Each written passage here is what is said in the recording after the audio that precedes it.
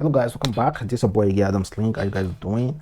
Welcome back to another video. Please try as much as possible as usual guys to assist your boy. Like this video, comment, share it on Hushpuppi platform, follow me on Instagram, Twitter, Facebook, Adamslink, and make sure you subscribe and click the bell notification to get updates anytime, any day I upload. And meanwhile guys, I have two updates for you. One on the Ijesha and the other one on the governor's aide who was arrested over 650 million US dollar fraud in connection, not him. Well, there are some things I'm gonna clarify on that news, so guys stay tuned. Firstly, let's talk about Ijesha.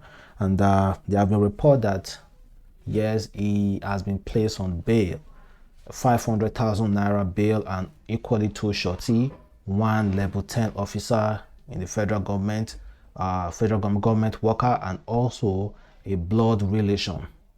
And I think Yomi Fabeyi is someone that will also stand as a shorty for him. And meanwhile, they have not actually finalized that particular bill yet. But according to Goldmine TV, police said they are not aware of the bill. They say police not aware of the Ijesha bill, spokesperson claim.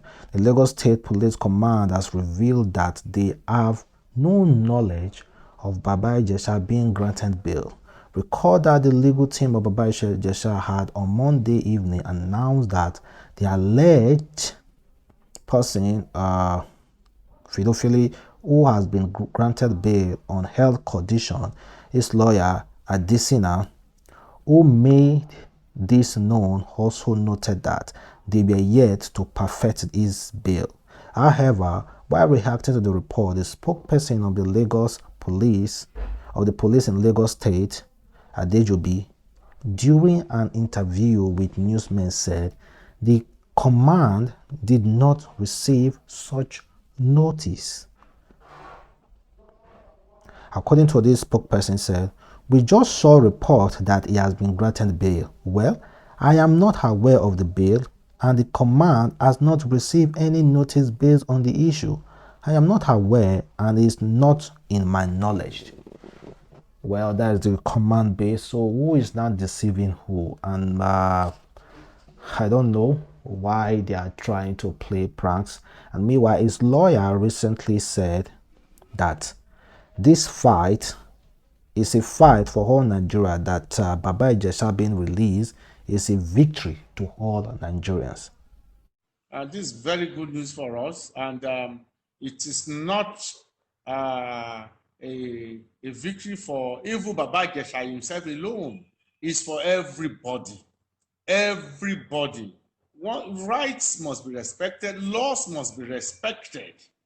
The idea of mob lynching, the idea of lopsided action when it comes to rights and privileges of fellow citizens should be decried. I kind of understand what he's saying, despite, let me say, I'm going to blame it on our own laws. Because we need to start bringing a lot of really hardcore laws to people who are into this kind of things. Laws that will prevent them to be released. Yes, I think all those kind of things should be, implemented. But unfortunately, we are in Nigeria, and I don't want to call my country a lawless country, because I think that would be bad. And I think from today I won't be calling Nigeria a lawless country. But you already know what is happening. You already know. I don't need to say Nigeria is a lawless country. You already know what is happening here. And check out another actor, this old man. He was speaking Yoruba, and he said that he's pleading with Comedian Princess, the mother of the false star, the mother of the child Ijesha allegedly defied. He was pleading on behalf of Ijesha, begging mercy to pardon justice with mercy. No, begging Princess to pardon justice with mercy. Like, Princess should forgive and forget. It is no longer Princess matter. This is state matter. This is the federal. This is a federal matter. This is a case that involves all the young girls out there. This is a case that involves mothers, fathers, cousins, brothers. So even if Princess here, I forgive you, that won't stop them from going to court because it's no longer high anymore. So guy, before you come out and start saying please, please, please, please, please reason very well, old man. We know you are a peacemaker, but honestly, stop coming here to make peace on this kind of issues. And I think that's all I have for you on this particular case. And on the next one that has to do with this man who was allegedly arrested by the FBI over 650 million US dollar fraud. Well, let me clarify this to you. It's not unethically, it's not like he only himself took the 650 million US dollar wire fraud, but he is part of the syndicate. Is part of it. They have defrauded on, they have used this unemployment scheme to defraud amount that is a money that's amounting more than 650 million US dollar.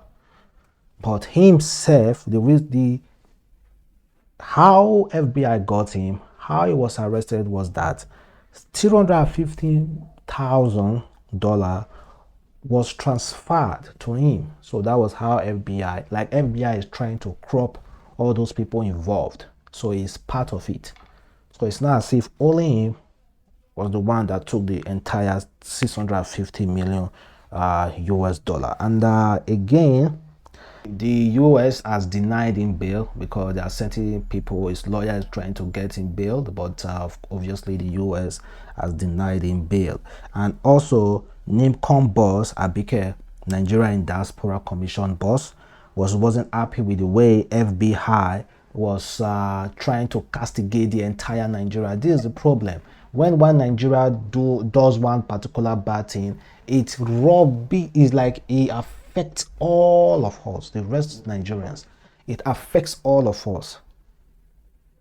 And the FBI, according to their Twitter handle, they said Nigerian citizen charged with defrauding Washington State Employment Security Department of more than $250,000.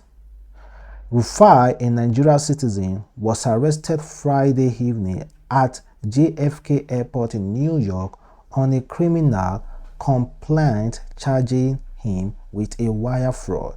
Abike immediately responded to them saying, "Shame." Rufai does not represent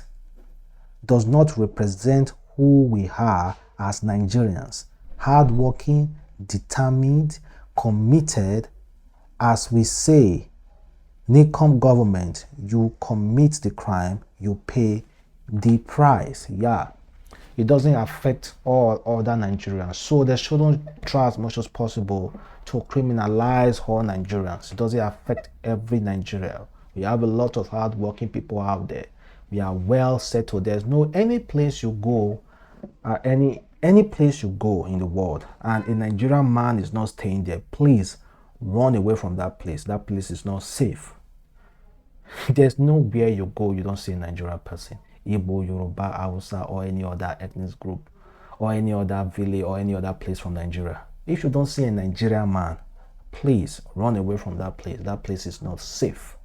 So, and we are committed to hard work. Like, we really work hard. So I don't think Hushpuppi case or any other person's case that has been arrested in connection of any fraud should automatically stain us, the rest Nigerians, as bad. No, we are not that bad. And meanwhile, tracing this to Papa Ijesha's case, check out a guy who has been in detention.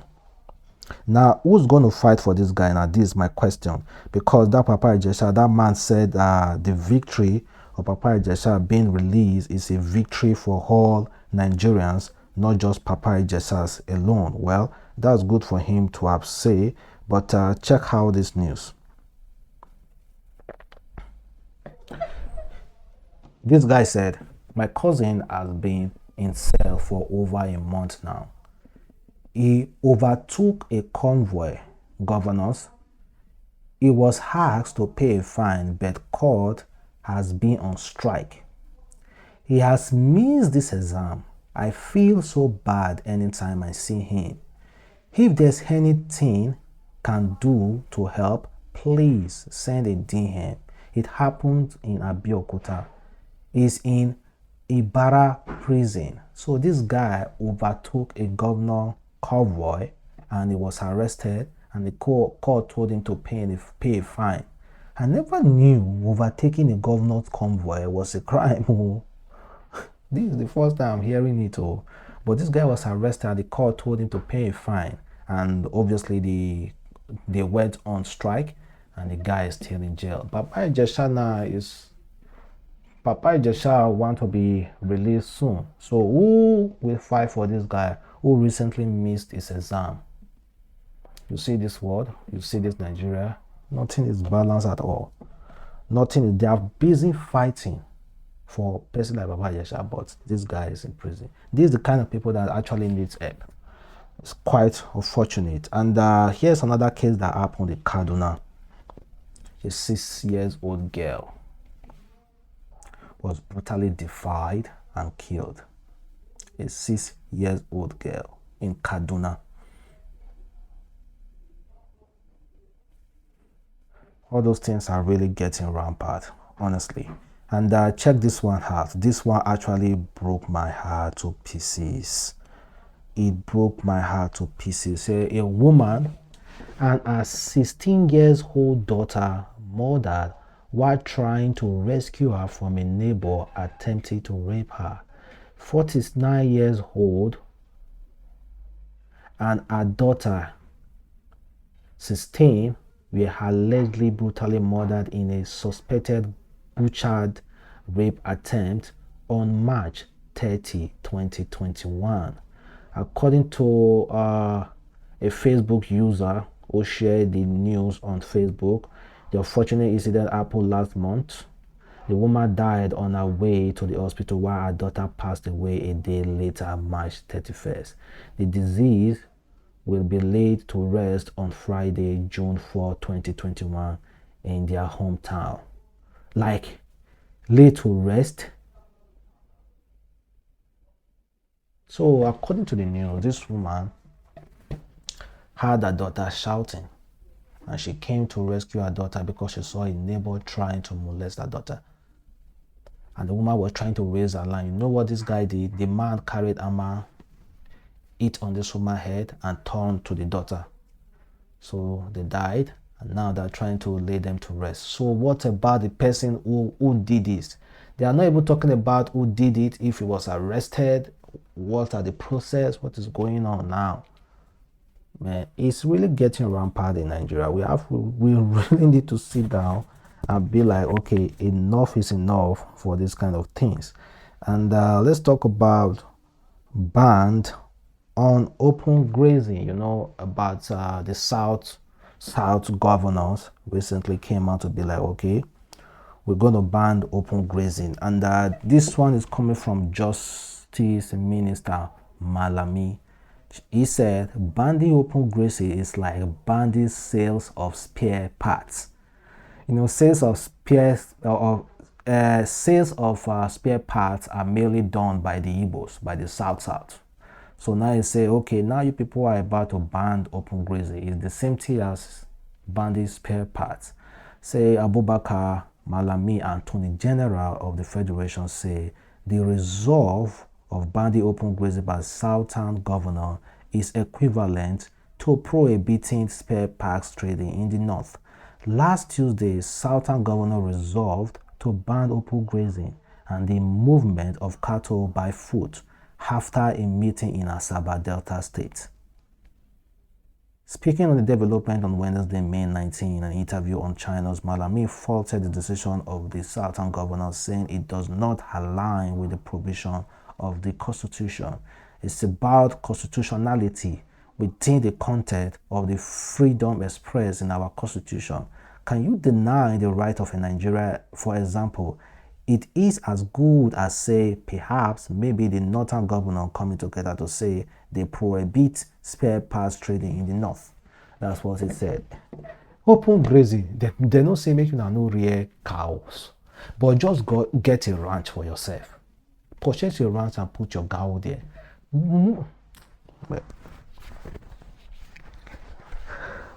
We are still talking about cows, cattle, grazing in this time where other people are busy flying rockets everywhere. Crazy this country. Well, I don't want to dwell in that. And check out this woman who recently, say, fourth wife stabbed husband to death for impregnating another woman in Ungo. You are a fourth wife. You are a fourth wife. He married the first one. The first one didn't kill him. Second one didn't kill him. Third wife didn't kill him. You, fourth wife, you are jealous that he impregnated another woman. Hey, now wow. Fourth wife is jealous. So the police in Ondo State have arrested one Olaseli, 47-year-old woman for alleged stabbing her 51-year-old husband to death in Ijebu Odo area of the state. The command spokesperson, DSP Oyeyemi, in the statement said the suspect, who is a counter butcher and fourth wife of the deceased, was arrested following a distress call received by the DPO. It was gathered that Olase saw the woman recently impregnated by her husband at the abattoir and started questioning the woman on why she had an affair with her husband. This led to a hot argument between her and the deceased, as a result of which the suspect picked a knife and stabbed the deceased at the back joint of his left leg, thereby cutting one of his veins. He was quickly rushed to the nearby hospital for the first aid and later transferred to Ijebu Ode General Hospital, where he eventually gave up the ghost while receiving treatment due to excessive bleeding. Well, let me ask you a question, woman. What are you going to tell? What explanation will you have for the first wife who allowed the second wife in, or for the second wife who allowed the third wife in, or for the third wife who allowed you in? What kind of explanation are you going to tell them and their own children? That you were jealous? Who gave you the right to be jealous? I do not think the second wife have the right to be jealous. If the man is with the first wife, you second wife don't have the goddamn right to be jealous if he's about to marry the third wife.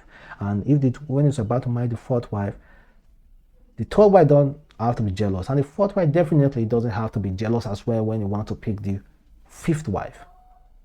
Who are you to just end his life simply because you say you got somebody pregnant and you are jealous? Who gave you the right to be jealous? You do not have the right to be jealous. That's just for me. And meanwhile, there's kidnappers in Lagos State. There's one particular route that you people need to be careful about. It was recently published. According to it, they say breaking news: kidnappers on Admiralty Way, Lekki, Lagos State. Reports indicate several persons adopted at about 8 p.m. yesterday night by gunmen. There have been growing cases of abduction along Ozumba, Mandawi, Falomo, and Admiralty Way in recent time. While many were released after being disposed of their valuables and accounts emptied, some were not so lucky to make it back alive. One of the victims of yesterday's adoption disclosed she was pressed to the floor of a vehicle and driven around Lekki for about 3 hours before finally released. After being disposed of her ATM cards, PIN, and account emptied, tale like hers is becoming a daily thing along that houses. These adopters use unpainted taxi and in some cases tinted SUVs. Police action to stem this tide is urgently needed. please be careful. Please be careful. This one is happening around in Lagos. In Lagos, please, this area, or if I didn't pronounce the areas where that is the you saw the picture, so you can as well check that out. And the last one that I'm going to be looking at this in this video is from Charity, actress Charity. She said, as a husband, you know of a truth. You are cheating on your wife, yet you allow her go through your phone. Honestly, you should be arrested and charged for attempted murder. As a husband, you know you are cheating and you are allowing your wife to search your phone. A man does not allow his wife to search his phone. The wife will wake up at night, or they will just be noticing. You can hardly say it's impossible to hide your phone from your wife or your girlfriend. See, don't go there. But put a pin. But one day, she's going to try. She will not. I don't know how they do it, but it's not good. Woman, leave your man's phone alone. You're just going to give yourself a heart attack. And please, if you are the type that cannot control your emotion, please kindly stay away from his phone. Thank you guys for watching. It's your boy Adamslink.